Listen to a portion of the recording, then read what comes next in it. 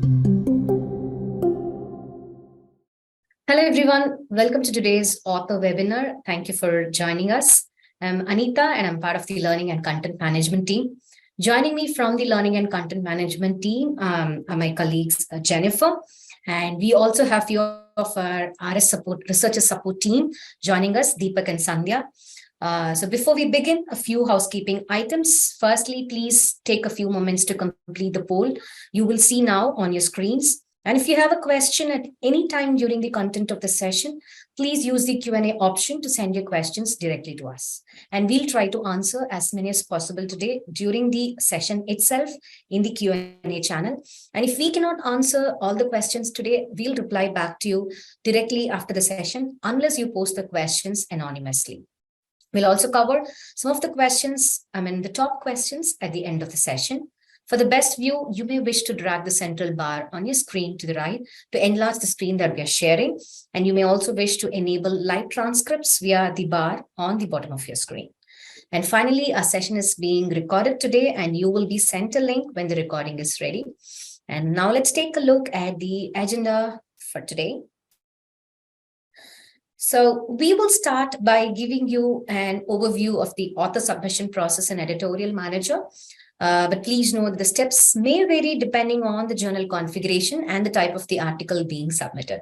We'll also have a look at how to use the declaration tool in Editorial Manager when submitting a manuscript. And Elsevier's declaration tool quickly and easily helps authors create a comprehensive statement which incorporates the ICMJE, which is International Committee of Medical Journal Editors Declaration Standards. And this declaration tool will produce a statement in a Word form that can be uploaded alongside your manuscript and will appear in your published article. We'll also provide you a brief explanation of the various editorial statuses your submission may progress through in Editorial Manager. And finally, we will provide some information on co-authorship verification. So now let's get into the Editorial Manager test site, and we're going to explore the author submission process together. So please note, I'm going to be using our training site for the demonstration purpose with dummy users and dummy submissions. So the training site is actually a good replica of the live environment, but it will look slightly different to your own profile. So please don't worry if you don't see things today that you normally see when you log into your profile. So this is purely due to the rights and conditions, rights and permissions granted to your role, and it might differ from journal to journal. So now let's get into the Editorial Manager test site.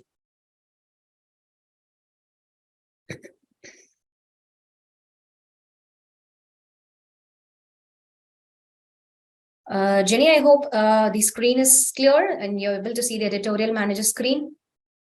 Yes, Sanita, I can see the screen maybe a little bigger would help. Okay, fine. Let me try to increase the font size. All right. Yeah, thanks. Is it fine now? Yeah, it's good to go. Yeah. Okay, thank you very much, Jenny. So if you're a new user, you have to click on the registration link, which you see below. Just a second. Okay, so yes. So if you have to, log in for the first time, yes, you have to use the register button to register yourself with the journal. And if you're already a registered user, and if you'd like to retrieve your username, you can actually click on send login details. And if the system finds a matching email address, you will receive an email containing your username and a link to set your password. Once you're on the main menu. So let me just get into the main menu.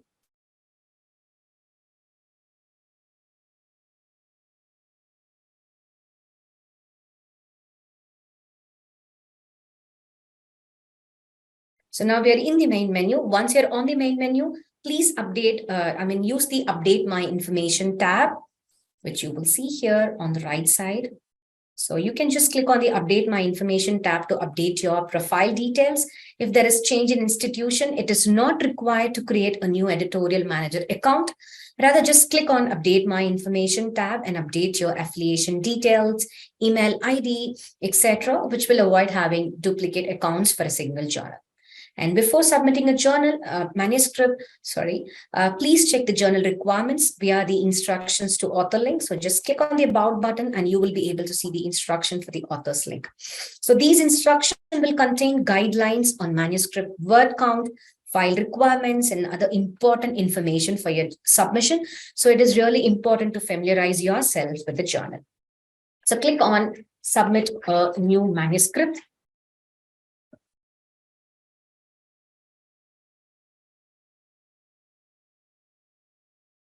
Sorry, the screen is not moving, it's just freezing. So once you're ready, just click on Submit a New Manuscript. And you might see the screen, you will see there are a few manuscripts that have already been initiated by you. If you've not initiated any new manuscript, you can just click on Start New Manuscript. If not, you can just click and continue with the one you've already initiated. So I have already initiated one for the purpose of this webinar. So I'm just going to click on Select and continue with this test submission. So in this screen, first screen, you can actually choose the select a relevant article type for your manuscript from the drop-down menu here. And if you are submitting for a special issue, please ensure you select the appropriate special issue article type so that the paper will go to the appropriate guest editors who are handling the special issue. And the journal may ask you to link to your ORCID profile. So you might do so by clicking on this button. And once you're ready, click on the Proceed button. So here in this attach file step, please attach all the files you wish to include within your submission in this step. So you may use the browse button here to access your computer's file list, or you can simply use the drag and drop file option from your computer to attach the primary file for the submission. So firstly, upload your primary manuscript file, which is available here, and mandatory file types. If you could see, let me just go up. They are indicated with, I'm so sorry. So they are actually indicated here with an asterisk, so which you could see. So if you select research data, when available for your journal, you will be asked to enter the URL where your data is hosted and provide some additional information such as repository name and title of the data set. In future, it will also become possible to upload data directly into Mendeley data. And for some journals, cover letter might be mandatory. Here, you don't see that as mandatory, but yeah, as I mentioned, for few journals, it might be a mandatory file type. So what is a cover letter? A cover letter is a simple, brief business letter designed to introduce your manuscript to a prospective editor. If the Guide for Authors does not specify what to include in your cover letter, you may wish to include some of the following items, which I'm going to mention. So specify any special considerations that should be given to the paper, if any, a brief background regarding the research involved on how the data was collected, and details of any previous or concurrent submissions. And it's also really useful to provide the editor-in-chief with any information that will support your submission. For example, original or confirmatory data, relevance, or topicality. So please ensure you select the appropriate file type from this drop-down. From here, if you could see, you may also edit the description of the item, but please ensure that not to use any personal identifiers. So here, I'm just going to change this.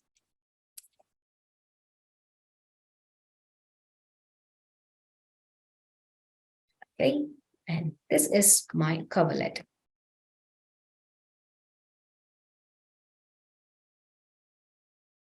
So now the system will automatically order your files into the order designated by the journal. So it is not required of you to click on update file order.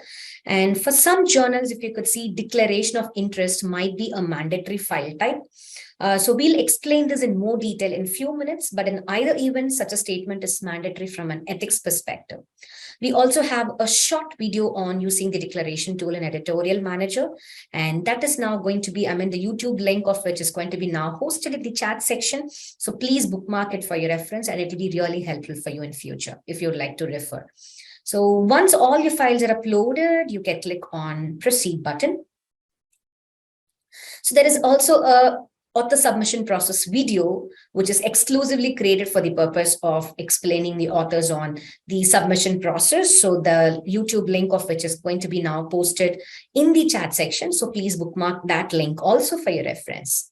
So now we are here in the general information tab. So general information step will have differing requirements depending on your journal. So you may be asked to select the region of origin,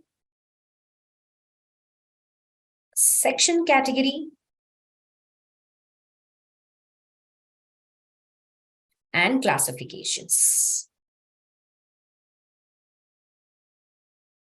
which are related to your submission. So you can click on add classifications. So if you could see here on the right side, the system will actually give you how many classifications are required for your journal. So choose as many as required or choose the mandatory ones. Click on add and submit it. So classifications are actually fixed terms created for the journal. So these are different from keywords. So keywords are free text that users can add in the manuscript data step. So once you've provided all the necessary information here, click on the proceed button.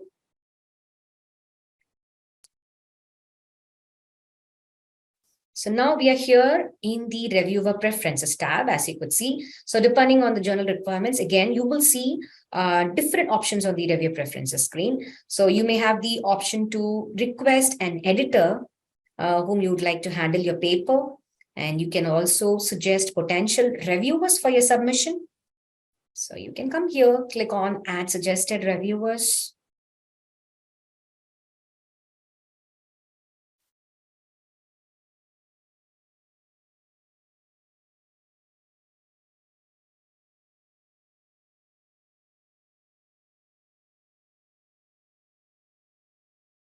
So you can fill in all the details here and click on save button. You can also oppose reviewers who you would prefer not to review for your manuscript. So these are actually preferences only. So the editor may or may not use the suggestions. Once you've provided all necessary information in this step, you can just click on proceed button. So now we are here in the additional information tab, as you could see. So this step presents you with a questionnaire, which the journal uses to collect useful information. So please respond to each of these as appropriate. So I'm going to select the appropriate response for all these questions. So this is purely journal dependent. So it's not standard. So once you've finished, you can click on proceed button. So now, as you could see, we are in the comments section. So this section gives you an opportunity to enter any additional comments for your the journal office about your manuscript. And these comments will not appear directly in your submission. So you can just proceed to give whatever comments you would like to give in with regards to your manuscript. And once you're done, click on proceed button. So now the system may automatically pull some data from the manuscript attached to the pre-populate fields on this manuscript data step. So here, if you could see, the required fields are marked with a red asterisk. So you must check and verify the data and enter the data manually. So click on the mandatory fields here.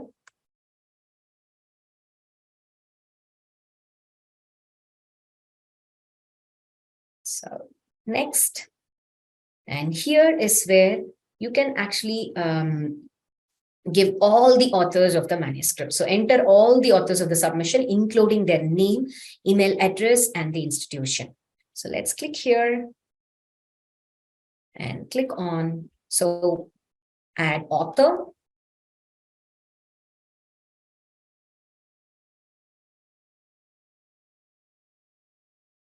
Okay, so here you can actually fill in the name, first name, last name, email address. So all the mandatory fields are marked in asterisk here. And it is always essential to choose your institution from the drop down, as you might be eligible for institutional and society discounts that can reduce your article publishing charges for Gold Open Access. I mean, just fill in all the details here. So I've already filled one, so that's available here. I'm just going to edit this one.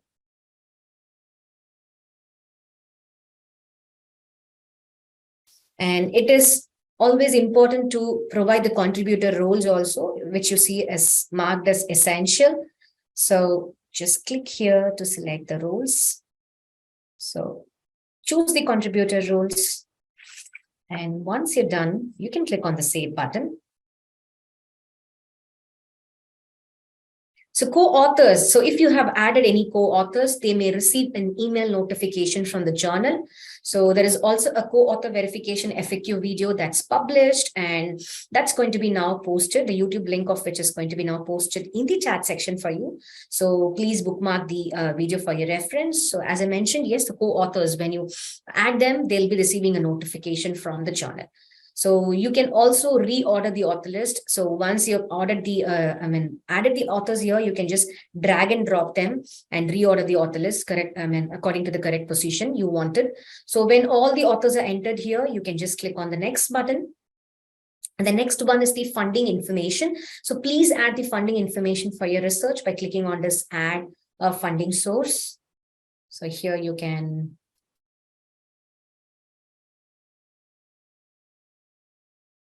fill in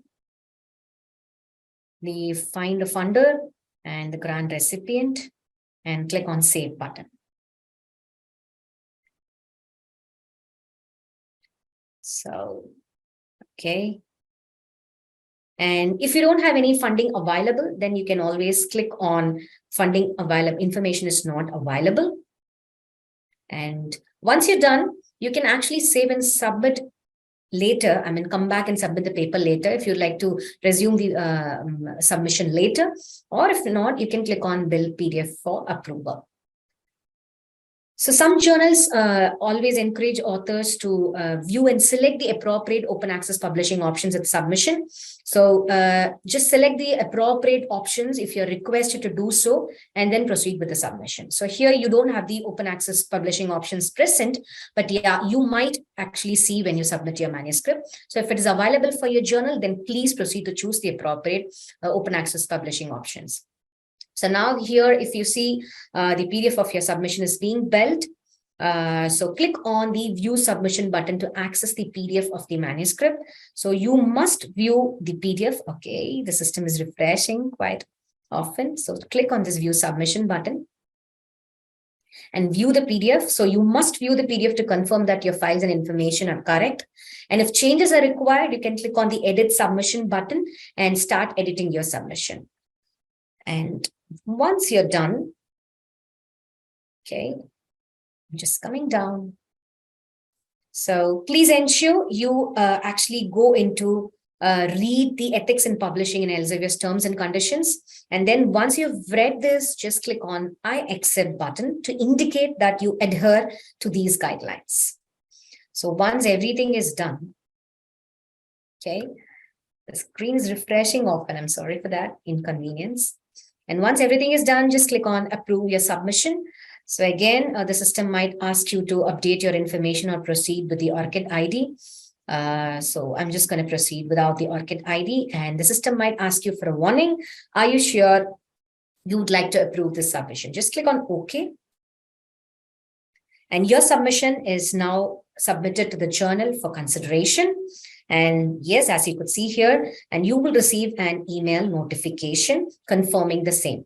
In case if you'd like to edit your submission file, you will have to contact the support center who will be able to update your submission file, because once you've submitted the manuscript, it is not possible for you to add or delete any files or update your manuscript.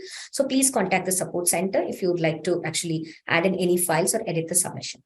And if you want more information on the submission process, as I mentioned, there is an exclusive video on submission process. So please watch our author submission process video, which is posted to the YouTube, and the link of which will again be now posted in the chat section for you all. So please bookmark that. And yes, and the next thing I wanted to highlight here is about the resource center options, which is available for you all to contact the support center immediately. So just click on this question mark and you will be able to see the resource center options available here. So there is editorial manager support available. So you can click on the editorial manager support. Okay. And you can actually have all the information here, and Then there is also frequently asked questions that's available here. What are all the recent announcements for the authors that's available here?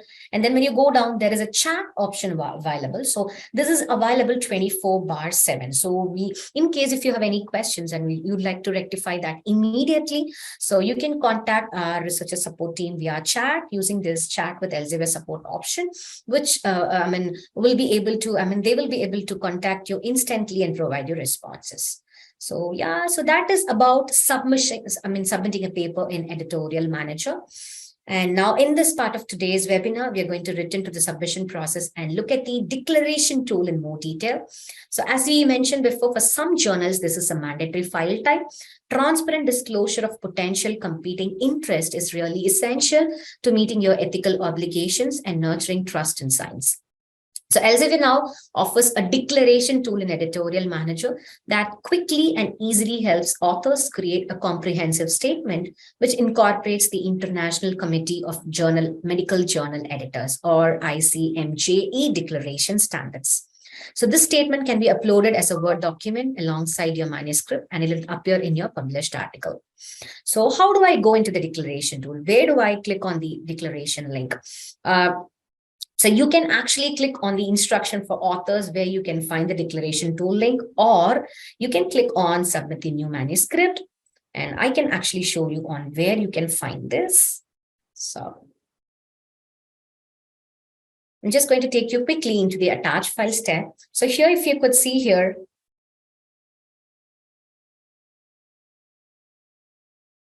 okay. Okay, so now we are here in the attach file step. On the left side, you will be able to see the declaration of interest link available. So you have to just click on this link and it will take you to this link where you can find the declaration of interest homepage. So here you can read further information about declaring in interest. So there is a lot of information that's available here.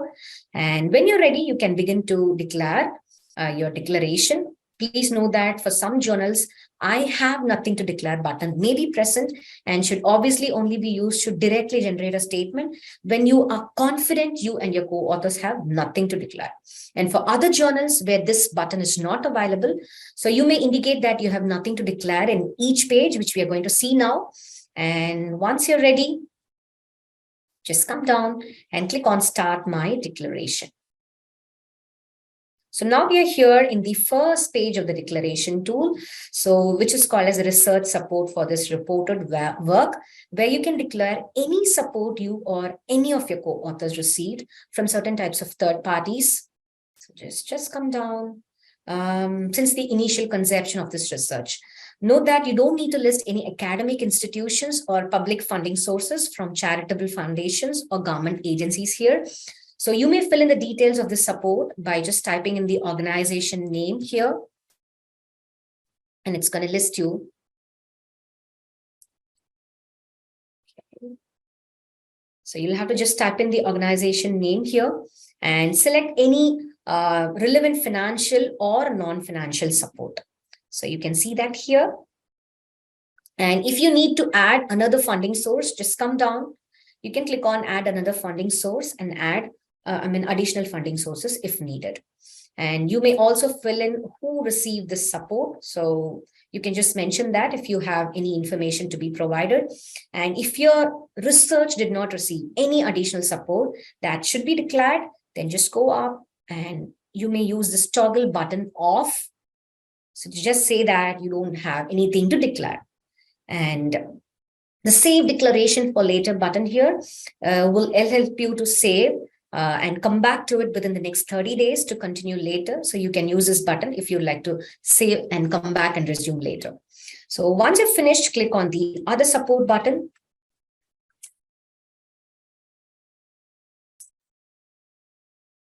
Okay, now we are here in the relevant support outside this reported work. So here you should disclose if you or any of your co-authors have any financial interest or personal relationships related to the subject matter. So here you can mention the organization name again and describe the relationship between the author and the other organizations. The time frame for the other support is within the last 3 years. So you can mention and you can add another declaration by clicking on this declare another relationship. So once you've filled in all this information or press the toggle button off, you can click on intellectual property, which is the next button. So we are here in the patents and intellectual property page, which will allow you to disclose any relevant patents or copyrights licensed to you or any of your co-workers. So you can fill all the details here. So once you fill this or either press the toggle button to say that you have nothing to declare, click on the other activities button. So other activities is the final page of the declaration tool where you can submit any further information that a reader could perceive to have influenced the work that's not been covered in the previous pages. So if you missed something, just you can proceed to fill all this information here. And once you have filled this page or press the toggle button off to indicate you have nothing to declare, you can click on review declaration. But if you'd like to save and come back later, as I mentioned before, you can click on this and you can come back and resume it within 30 days of your submission. So now I'm just going to click on review declaration. And now let's just wait for the system. Yeah. So now if you see here, this screen is summarizing all the information you actually entered in the previous step. So you can click on submit and download if you're happy with the content. So now if you could see, you will be offered the option to enter your email address to save your declaration statement. So you will receive the same prompt if you wish to save your progress at any time while using this tool. If you do this, you'll be prompted to enter the one-time password, which you can actually click on get password code and do this. And you can go back this tool and download the declaration again for the next 30 days if you use this option. Alternatively, you can also click on no thanks, I want to download a declaration without saving it. So just click on that button. And let's just wait for a second.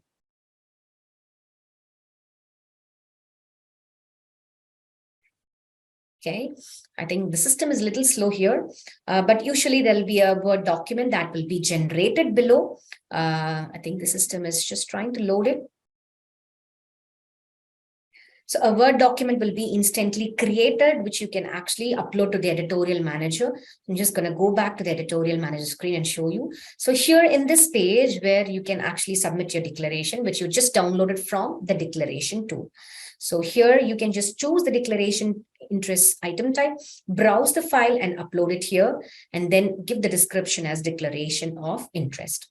So this is how you can actually submit your declaration information, clicking on the declaration tool page, downloading it and uploading it here. So yes, that's all about the declaration of tool. And in the last part of today's webinar, we'll give you a brief explanation of the various editorial statuses your submission may progress through in Editorial Manager. For that, I'm going to go back to the presentation. So give me a second.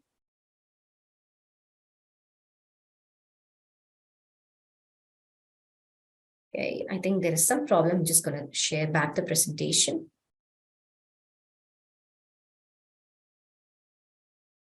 Yes, all clear, Anita. Is it fine now, Jenny? Yes, all clear. Okay, thank you very much. Okay, so we are actually going to now see how do you track your submission in Editorial Manager. So an author finishes writing this paper and submits it to the journal. So the system will show the status of the manuscript as manuscript submitted. Now, based on the workflow of the journal, the editorial office or editor performs a technical check on your manuscript, and they will check the manuscript word count, format, and figure quality. And the next thing, if you could see, the next step will be assigning it either to the editor-in-chief or an associate editor for further handling. Journals usually have multiple associate editors who are experts in a particular niche within the broader subject area. So your manuscript will be handled by the editor who has the highest level of understanding and experience within your paper's research topic. And the status remains with editor until the editor either makes a decision or invite reviewers. Now, the handling editor, as you could see, has different action choices. He or she can make a desk reject decision, send the paper for revision, or invite reviewers. So the editor conducts an initial screening of your paper and assesses it against several successful criteria such as novelty, priority, and scope.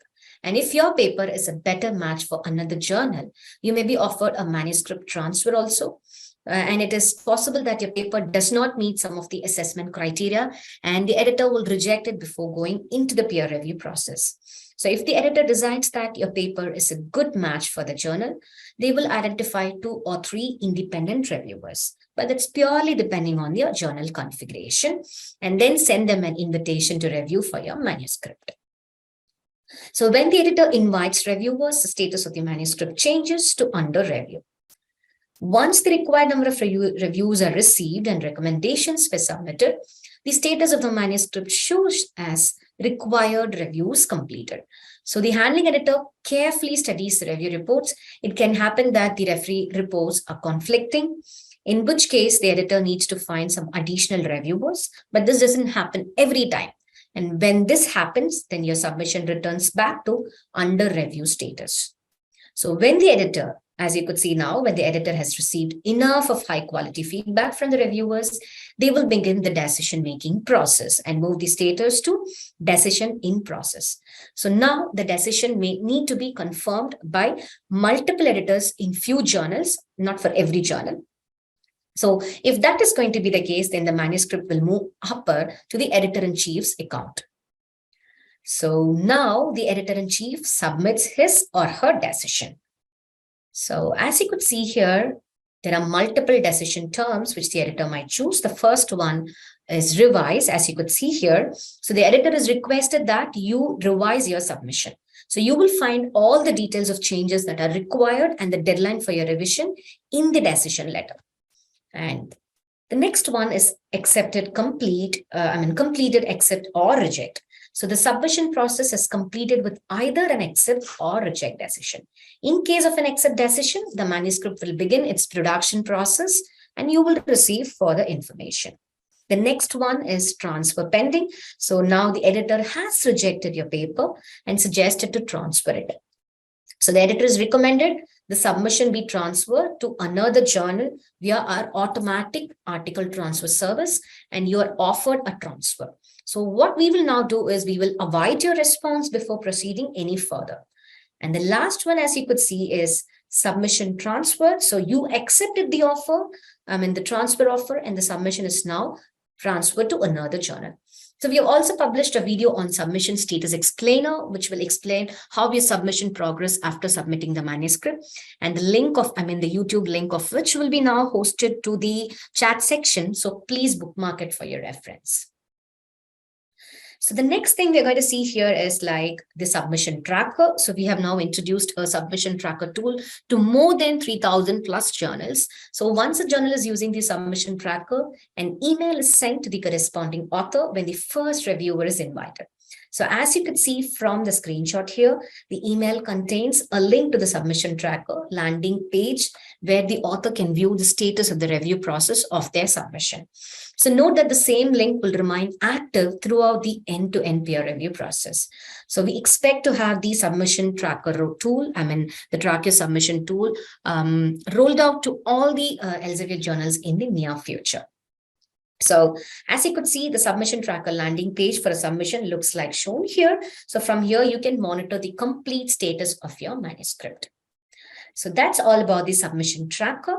And the next thing we are going to see here is how do you handle fake acceptance letters? So at Elsevier, we really want to help all our authors to stay safe when publishing.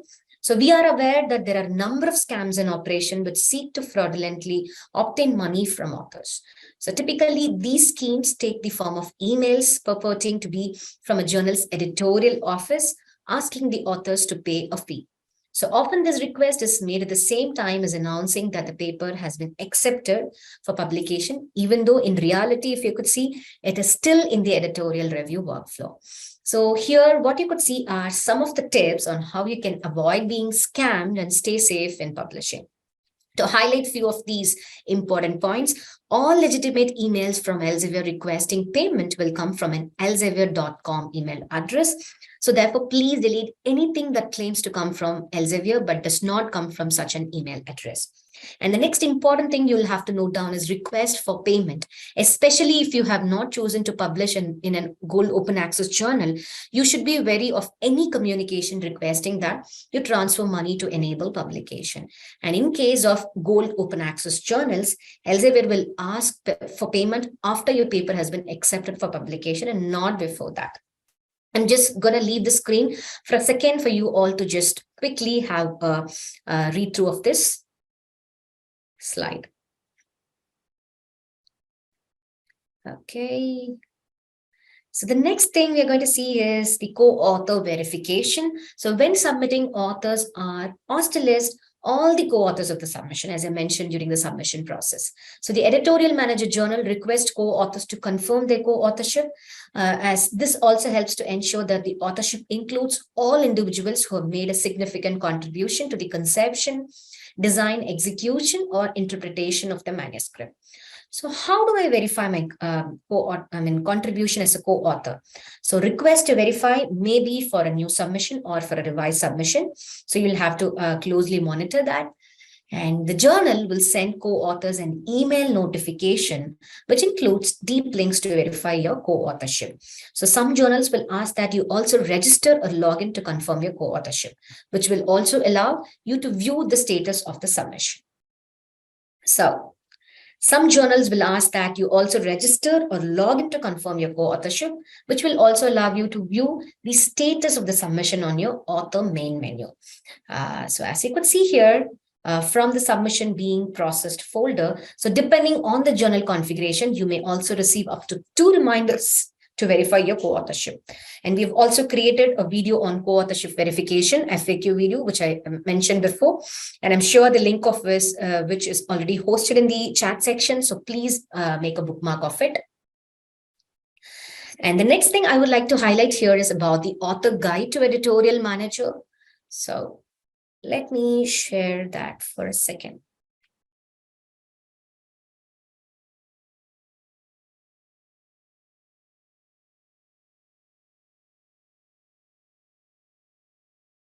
Okay, Jenny, I hope you're able to see the author guide now. Yes, Sanita, I can see it now.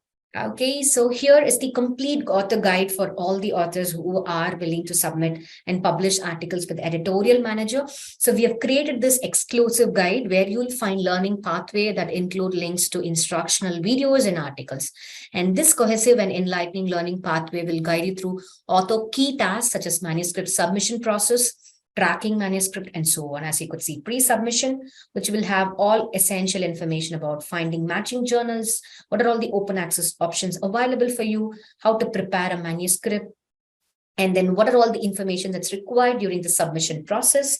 So if you have any trouble logging in, how do you update your information? How do I link my profile with ORCID? How do I get started? And information for updating your declaration of interest. And you can also see the review and decision section where you can find how do you track the status, all the links of which was already posted in the chat section. So you can find that information here also. And during the revision process, how do you prepare your revised manuscript? So you can find this information here. And the additional resources tab is going to give you information on what are all the webinars that's conducted by our learning and content management team. So there are a number of author webinars, which is running throughout the month and throughout the year. So if you like to go and sign up for any author webinars, you can always click on this link and get signed up for an author webinar. And the author services option is going to give you a lot of information about language editing and any other information for authors. So you can use the additional resources to find any additional information which you would require. And yeah, this is about the author guide. So the link of which is going to be now posted in the chat section. So please make a bookmark of it. This will really help you when you start submitting. I mean, if you're a first-time author and you're going to submit a paper to Editorial Manager with Elsevier, then this guide will definitely help you out. So now I'm just going to go back to the presentation. Jenny, I hope the screen is clear.